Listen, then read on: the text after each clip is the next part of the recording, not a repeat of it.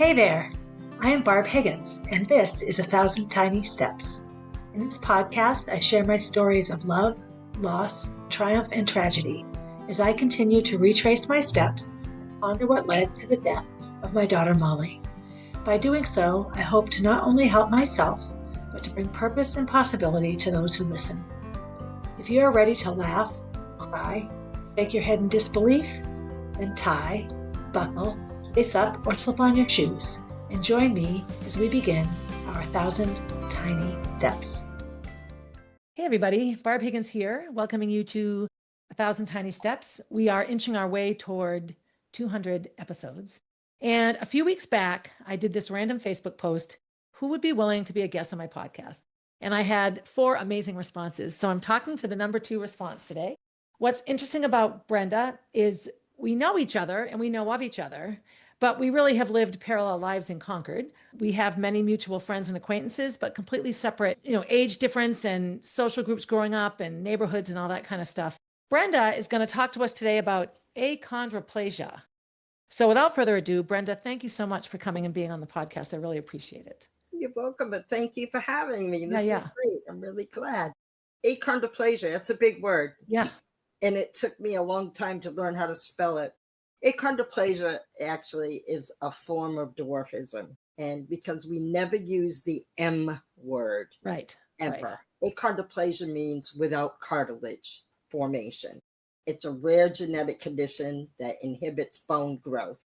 There are over 350 types of dysplasia. However, 90% are achondroplasia. It's most common. Yeah. There's approximately 250,000 people worldwide who are affected. Wow. It's like 1 in 20 to 30,000 live births. Wow. 20,000 to 30,000 are born with achondroplasia. 80% of the cases are born to healthy parents, and 20% are born to parents who have been affected with achondroplasia. For instance, I have an older son, and he has achondroplasia. Growth plates are at the end of the bones and where the bone growth takes place. Oh, right. The growth plates remain open till they're about 15 to 20 years old. Achondroplasia bone growth is inhibited over 90% of the bones in the body during those developmental years. So when bone growth is inhibited, it's less space in the body for organs and nerves, right, which can lead to a lot of health issues. Yeah. Narrow backbone causing compression of the spinal cord. It's called spinal stenosis, yep, which usually requires a decompression laminectomy to relieve pain. My older son has had 4 such surgeries by the most wonderful neurologists, neurosurgeons, and I've had it done twice. And then there's depression at the base of the skull that can lead to nerve issues as well. Also, smaller rib cages can affect lungs and breathing. Sleep apnea is definitely something that is a problem. And my husband often says, you stop breathing during the night. I do. And there's a lot of otolaryngology, which is nose and throat. Right. For instance, because that's all bone. That's all cartilage and bone. That's right. That's right. Narrow ear canals, which lead to ear infections. So often tubes are inserted into the ears to relieve the pressure and drain. Believe it or not, I've had my tonsils and adenoids removed 5 times. It's the only thing that ever grew. Oh my God. Yeah, 5 times. That just seems wrong. It is wrong. And the last time I had them out, about a year later, I went in for a checkup. Lo and behold, they're back. Yeah. And I said, you know what? They love me so much. Yeah. They're staying. I am not going through that ever again. I had my tonsils out at age 21. And, little kids have them out. They come home, they eat some ice cream, they're fine. I was out of commission for like 2 full weeks. Anytime I sipped milk, it came out my nose. I lost like 15 pounds. I did not have weight to lose at that time. It was awful. It was horrible. Terrible. Yeah. Terrible. Last time I had them out, I was 23. That was a few years ago. Yeah. So at 23, I had them out. And a week later, I ended up back in the hospital hemorrhaging. Right. So, it's one of those things. Also, smaller jaws, Yeah. which leads to dental issues.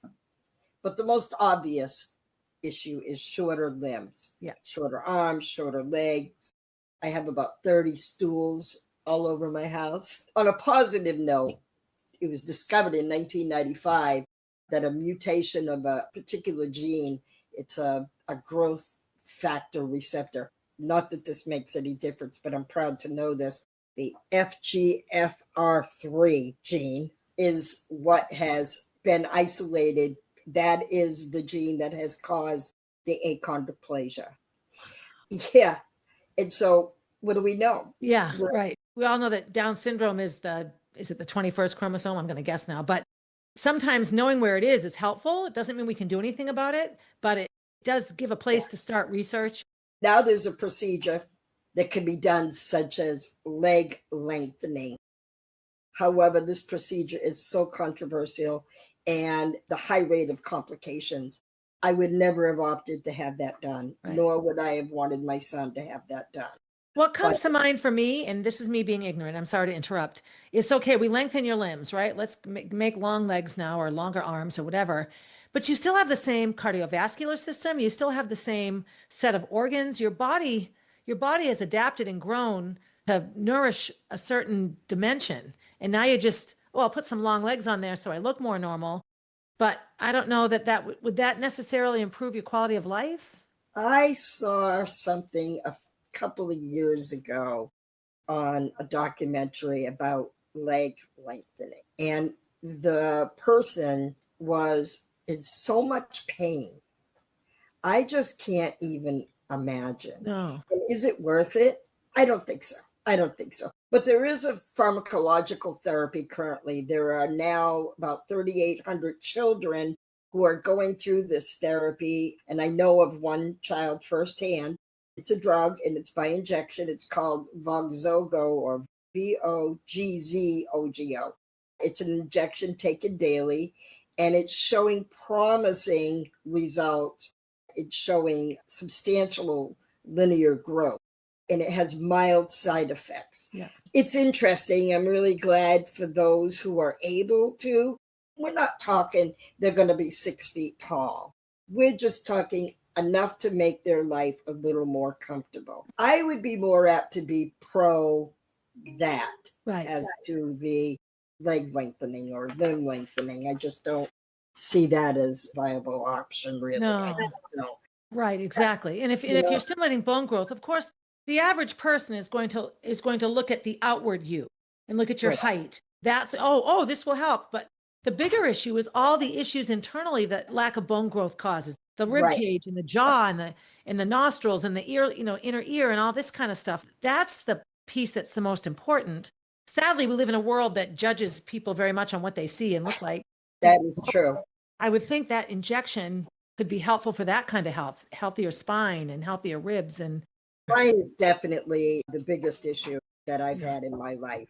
My spine, my hips, my legs. Yeah.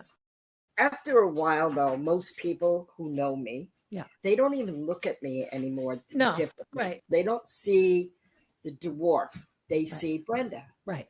And, my husband, as an example, really forgets that I can't reach the brown sugar in that big tall cupboard. Or can't, and it's like, we don't use certain terms. It's not like my husband's tall, he's average. Right. And I'm not, I'm just short. Right. And that's just the way it is. Right. There are organizations, Little People of America, been around for quite a while, and they have all sorts of resources and information, and they support. They have conventions. I've never been to one. However, I was recently, within the past few weeks, met a representative from that pharmaceutical company. Yeah. And they had a few little people there, all children. They were all between the ages of, I think, 18 months and 4 years old. Yeah. Oh, I was the old lady in the bunch. yeah. With Yeah, the but you have so much life experience. My biggest issue physically growing up was I was a severe asthmatic and there was no preventative medicine. in the 70s. So I couldn't do PE class. There was a million things I couldn't do. I was allergic to everything. The number of times I got carted away from a hayride because I'm allergic to hay and I'd have an asthma attack. And outwardly, I fit into a crowd just fine. But I know that it was just consuming for me all the time. And whenever I met people that were adults that had outgrown their asthma or had managed to live, it always sort of eased my mind a little bit. Like, okay, this might suck for me, but there's a healthy, 30-year-old who seemed so old to me at the time. Maybe by the time I'm 30, things will be better. I would imagine children, they take it in. When a family finds out that their child has, I got to say it right now, achondroplasia, that's a huge adjustment to make, especially if it's nowhere in the family and it sort of comes out of the blue. Exactly. And kids pick up on that, all the worry and the angst that a mother might have and the doctor's appointments. And I would think, and this is just me imposing my thoughts, but that little kid seeing you would get the biggest kick out of it. I love kids. I love the little kids that are innocent. Yes. I can't say ignorant kids. Kids aren't the ignorance. It's the ignorant adults that don't know how to handle me. Right. Some of them really don't know how to handle me. Yeah. So you grow up in Concord. You have two siblings. You're born in, I got to think now, so 54, the 50s, the 60s, the 70s, not necessarily the easiest time to be different. So, Right. So growing up, what was your life like for you? Both physically, like how you felt and issues you might have had, but also just socially and in the neighborhood and school. Born in 1954. I don't think there were no ultrasounds or anything to say, hey, you have a child that's going to be achondroplasia or, whatever. Right. But I had the greatest pediatrician in the world. Dr. Penhale? Yes. Mine too. I loved him. I loved him. I loved him. Yeah, me too. He was just an amazing, loving person. However, back then, 1954, there were pictures taken and measurements taken by the local medical examiner. If you could believe, I was inspected by the medical examiner. Yeah. But my parents, my mother was a nurse. My dad was the greatest man in the world. I was his world. Yeah. And he was truly mine. I had a wonderful childhood. I have a great sister. I sadly lost my brother a few years ago, and he was 2 years older than me, and he passed at the age of 56 from a massive heart attack. And he was the healthiest man on earth. Grew up in the north end of Concord, had, a nice, comfortable lifestyle. We had a comfortable life. We weren't poor. We weren't rich. Right. But we were middle class America, went to church on Sundays, went to school. The only problem I ever had growing up was the first 4 years of my schooling, I went to a Catholic school that's no longer open in Concord. Right. And I had a particular nun who decided to keep me back a year in fourth grade because I was a liability to walk up the stairs in fifth grade. Can you imagine having that today, Barb? No. Now, being on the school board, can you imagine what you would? If you really truly had an issue walking upstairs, fifth grade would exist downstairs. Like the classroom would be moved. If your safety was nifty, you wouldn't have to stay. That's insane. Wow. The following year, she made all these promises to me. You're going to be my pet next year. You're going to help me teach the class because you're so smart and you'll be able to help me and blah, blah, blah. I was a liability to go up the stairs and down the stairs in the case of a fire or just whatever. And the following year, I begged my parents to please take me out of that school. Yeah. And in February, they finally did. But the year had already gone so far. And I remember starting public school, and I was so happy. Yeah, I bet. I still had my friends at the other school. Yeah. But I thrived. I bet. In public school. Yeah. I loved it. I went on to graduate from good old Concord High, had a ton of friends. I still have my best friend from 7th grade. That's amazing. I have some friends too. I have a couple of friends from my neighborhood, like Essex Street kids. When we run into each other, it's like, wow, hugs and everything. Did you have any physical issues? Like, did you ever have to have surgeries as a child, or like chronic pain or anything like that? I always had chronic pain, and I've had 2 decompression laminectomies on my lower spine. Yeah. Today, I have arthritis, I have osteoporosis. Yeah. I have all the normal stuff now. Yeah. I went through all the normal woman stuff. Yeah. I birthed 1 child. That was difficult, but I ended up having a C-section, of course. Yeah. Now, you were quite young, but you had room in your belly? Like, were there I complications? was 18 when my son was born. And a lot of times everybody thinks he's my brother or my husband when we're out. Yeah. Gee, thanks. Yeah. I've accomplished a lot. I've been a JP for going on 50 years. Next year, 1976 is when I became a justice of the peace. I have done hundreds of weddings. Oh, wow. I've owned a ton of businesses, everything from photography studio to gaming rooms to consignment stores to furniture stores. I worked for the state. I loved it. I was a manager for Walmart. I hated it. My dad used to say to me, I never know what you're going to do, Brenda. I wake up the next day and you're on to something else. My theory was, Dad, I want to do everything. I want to be able to do everything. Right. And I think because I wanted to prove to not everyone, but myself, that I could do it. Yeah. I have. So I imagine there's a heavy weight living with something like achondroplasia because A, it's so visible. B, leaves you so prone to judgment. Even if it's not negative judgment, people are going to make assumptions about you and judgments about you based on what they see. So Absolutely. You have that to overcome. But I also just imagine, because I think I would be the same way. Like, I would want to prove to myself that I could do anything anyone could do. Like, this doesn't define me, even if it does define me. Like obviously this defines a huge piece of you, but it also has nothing to do with you. Right. Yeah. And like I was saying earlier, children are innocent and they'll say, why are you little? And depending on their age. Yeah. I mean, depending, what they would understand. I used to say to them, because I did not eat my vegetables. Do you eat your vegetables? And they, it's like, I do now. I do now. But some adults will come up to me and some are very kind. Some are very, I hate to use this word, but I'm gonna, stupid. Yeah. Ignorant. No, uncaring. They don't know better. Yeah. They really don't. But it's very rare now that I run into those types of people because I'm out there. I live in the city I grew up in. I don't want to say I know a million people. A million people know me. Right. I've been all over the country because I used to work for a software company and I used to travel for the company. That was amazing. That must have been a blast, though. Loved doing stand-up. I did it for a little while and it was great. I had fun.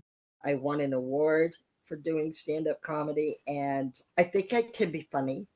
I can be serious.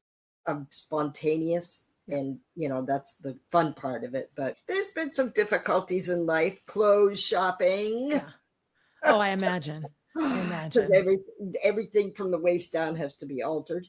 But it is what it is. Right.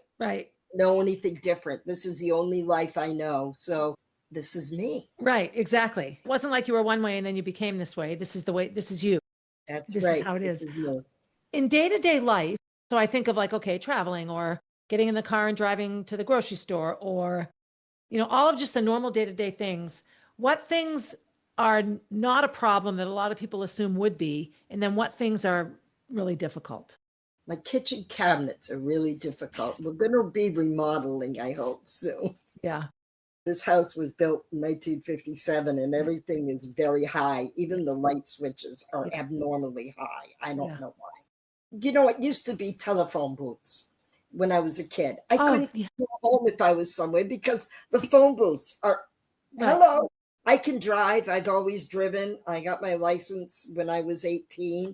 I've made do of whatever I had to make do of, but just things that you don't think counters when you walk into a business and you need to, usually pizza shops, some shops, the counters are all up. I'm 4 foot. I've lost 2 inches with osteoporosis. I think I have adapted my life. Grocery shopping sometimes, I always use, shopping carriages, right?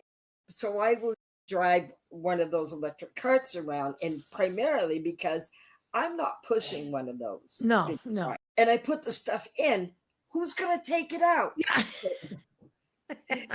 My husband, I'll take him shopping with me, but there's times I'm going to go by myself. Yeah. I think sometimes people assume if you're ambulatory, like you can walk, that okay, that's fine. And we need lower counters for people in a chair. So I think sometimes it stops one step too soon.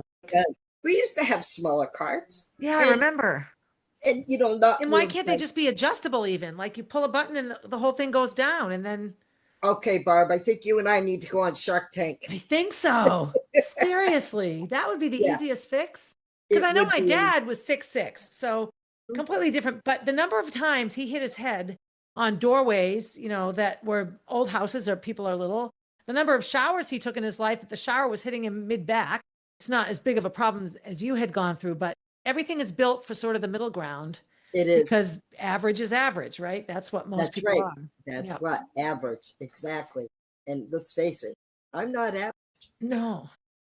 I'm truly an animal lover. I have 2 dogs, 3 cats. I love animals. But the other day, I was at a local grocery store, and a person brought in their Great Dane into the market. And I kid you not only was this Great Dane at the level of the vegetable bin, but he looked at me square in the eyes. And I love animals, but I was scared crap. I would have peed myself. I really seriously think that would have been it. Did, because I don't know this pet. I have no idea. This dog doesn't know me. I was hoping everything would be fine. That would sound scary. As I age, nothing works like it used to. My hands hurt all the time. Getting out of bed is something I have to ponder before I begin the task because it's like, okay, I have to get up now. Okay, knees, are you ready? Seriously, the simplest body movements are the hardest things for me to do sometimes. Is there anything specific to achondroplasia that makes aging more difficult for you than me, or is it all sort of similar? I think it's similar because I have all the aches and pains every single day. I think it's normal for my age. I compare myself with my mother-in-law often because she, being older than me, but she has a lot of aches and pains. And so I think I'm following that. Yeah. I have difficulty with my hips and walking and my back. My back mostly. My hips, I think I could use a new one, but I am not looking to have any more surgeries than I've already had in my lifetime. I can get away with not having anything else done to me. Maybe a nip here and there would be okay, but no, I feel the same way. I've had a gazillion surgeries, and mine are all orthopedic as well, primarily because I beat the shit out of myself with running and then CrossFit and everything else. I'm ready to not be modeled anymore. I've had, after 5 tonsillectomies, and I didn't come home from the hospital right away on any of them. So no, I bet. Especially that last one. I'm blessed because I have a wonderful family. Yes. My husband has a wonderful family. My sons are amazing. And my whole in-law family is fantastic. Yeah. You and I have something else in common, which is we both are older mothers to young kids. So you have like a 10-year-old, 11-year-old. How old is he? He's 12. He just turned 12 last week. And I'm going to be 71. Yeah. Took him home from the hospital when he was born. And then we ended up, through process, adopting him. I'm not sure how you feel about it, but one of the things as an older mother is I don't give a shit anymore. The things that used to just horrify me as a new mother in my, mid 30s or late 30s, early 40s don't anymore. So there's that aspect of it. I still work and I still have to bring in income, but Kenny's retired. And so he has Social Security. And if I'm up all night with a sick kid, I just stay in bed the next day. Like I'm not afraid to call up and say, I'm not coming. Whereas when you're in the thick of your career, you're truly stuck sometimes as a mother. Like, do I work? Do I stay home? Like, what do I do? What do I do? There's that. So I find the whole mothering process to just be down a notch. I retired when we got Brody because he had already had a rough start. I wanted to give him everything he needed. Yeah. I had just had surgery and I was out on leave. And then I decided I can't go back to work. No, I yeah. was just not going to do it, raise a child. So I did. Since then, one of my passions has been, I had a business for years on YouTube where I would go on and do auctions, and I'm a reseller of you name it. If it's not nailed down, I'll sell it. Yeah. I still do. I have eBay, I have YouTube, I have yard sales, I have whatever it takes to make 50 cents. I'll do it. That's You know, awesome. and my husband still works. He's been at the same job, same company for 40 years, Ah, which is almost unheard of these days. yeah, no But kidding. he's amazing. I'm very blessed. Sometimes regular people assume that anyone with anything that is different or a challenge must have all this unhappiness and stuff. And I think we forget sometimes that what you know is what you know. When you're born and you live and you have your friends and you live your life and you alter your clothes and you don't use payphones, and the biggest issue is the other people, not you. Your life is just normal, which is what I like about people with great stories. We're no different. Exactly. We're all the same. And Exactly. I've always said, you know, wherever you go, whatever you do, whatever you see, no matter what you say, just be kind. Yeah. You know, be kind. Yeah. And it goes a long way. Yes, it does. Oh, am I kind every day? My kids will tell you, my husband will tell you, gosh, no. There are moments that, Yeah. you know, Kindness is not the word that comes to mind. no. Yeah. No, I'm the same way in trying to honor Molly and her sweetness as much as I can. You know, I really try to support things that allow children to be good to one another. But it doesn't mean that I don't that I'm always really nice to Jack. Sometimes they'll look at me like, "Are you going to get mad at me?" Like, Yeah. no, Brody not does this the same time. thing. So this is the cheesy sort of standard ending question, but if you could say one thing about what it's been like to be you, or just one thing in general for people to understand you better. I'm just normal. I'm not developmentally disabled. Right. I'm not disabled, not a disability. I don't feel I have a disability. I'm not disabled. I'm full functioning, and that there are many children out there with achondroplasia, Yeah. and they don't want to be treated any different. They No. want to be treated just like you, Right. just like your children. Just be kind. Right. I'm happy. I'm happy with my life. Well, you I have a want wonderful new, life. I Yeah. want a new kitchen. That's it. I really can't tell you how much I appreciate you just answering the post and saying, talk to me. Because, you know, here's the thing.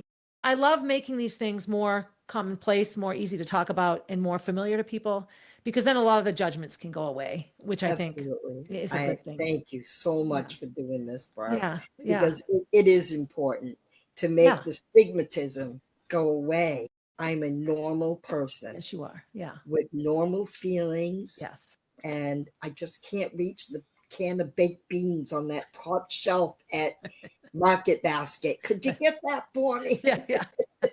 Someone I know that, like was I saying, is going through treatment. The mom advocates so incredible. Yeah. And she's amazing, the mom of this child. I am so proud of her because I think my parents were in denial for a long time. Yes. I can imagine that they probably spent a lot of time making believe everything was just fine. Yeah, they made me very independent. I will tell you that. Yeah. My parents Yeah. made me independent. Yeah. They would not recognize me as being little. Right. Right. Figure it out.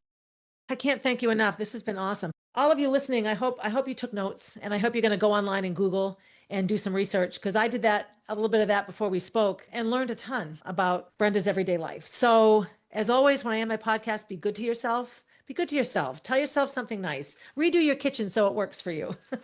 Be good to someone else. Be kind to somebody that might be different than you. Ask loving questions kindly. And as always, have a good day, everybody. Hey, thanks for listening and supporting the podcast. Feel free to leave a review and share my stories with your friends. Please reach out with your own stories, as I love connecting with my listeners. If you would like to get to know Molly, head over to mollybfoundation.org to see what she is all about. If you want to see what I'm up to next, you can find me on Instagram at barb_444, on Facebook as Barb Higgins, and at my website, 1000tinysteps.com. And while you're there, sign up for my newsletter, a weekly way to find out what's up in the life of Barb Higgins.